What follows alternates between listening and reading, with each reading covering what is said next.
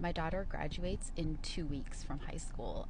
This is an insane time because it feels like all the last 18 years just went by in such a blur, and I can't believe that this is happening.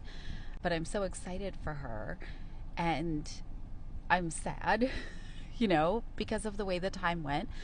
And it's also, other single parents will probably understand if you're co parenting that there's a celebration too, because now I'm legally released from my ex. And what made me I've been thinking about this a lot, but something that I realized is that, like, not everyone understands each other's single parent struggles. Everybody kind of goes through it a different way, and every way is going to have pitfalls and opportunities.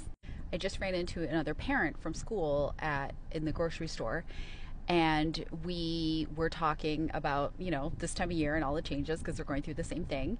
And she's a single parent who, after she split with her kid's father, like, she never dated again. She just focused on work.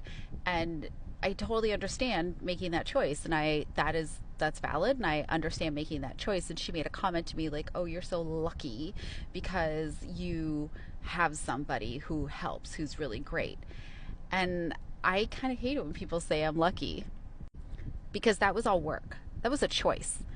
I prioritized my child, our security, building a new community, and I prioritized the idea that I feel like relationships are what really make life worth living. They give life meaning in whatever form they take, and that having the right partner is something that can change your life, every aspect of your life.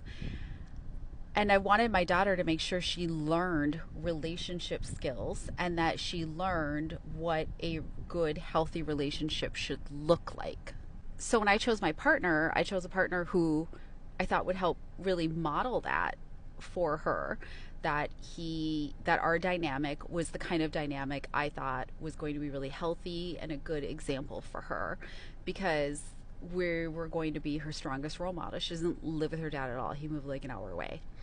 So it's kind of impossible, like, during the work week, to deal with that. So she is with us, and they have their own relationship, my partner and her, and they have their own rapport, their own inside jokes. But I felt like kind of insulted, like, lucky. Like, do you think he just fell into my lap? I was working on myself. I was putting a lot of work into what kind of relationship I wanted. I was taking risks. I was trying new things. I was meeting new people. I was making new connections.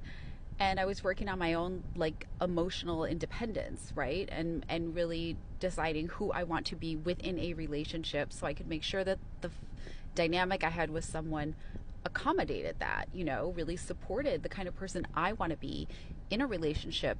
So it wasn't luck.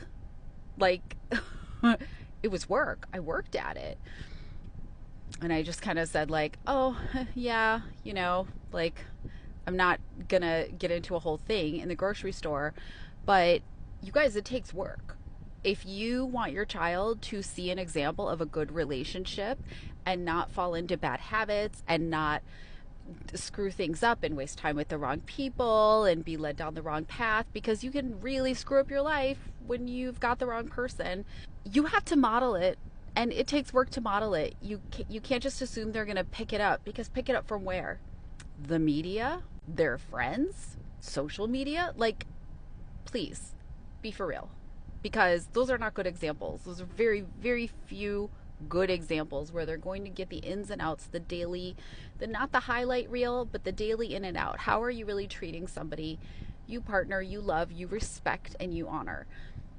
And how are you treating yourself on the daily in and out? They are only going to see that at home. So it's not luck, and it takes work.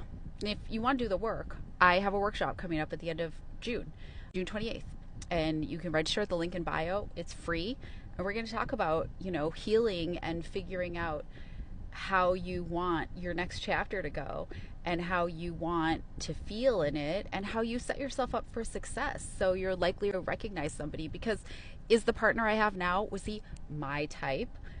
No, he wasn't. When I saw him, I was like, really? Okay.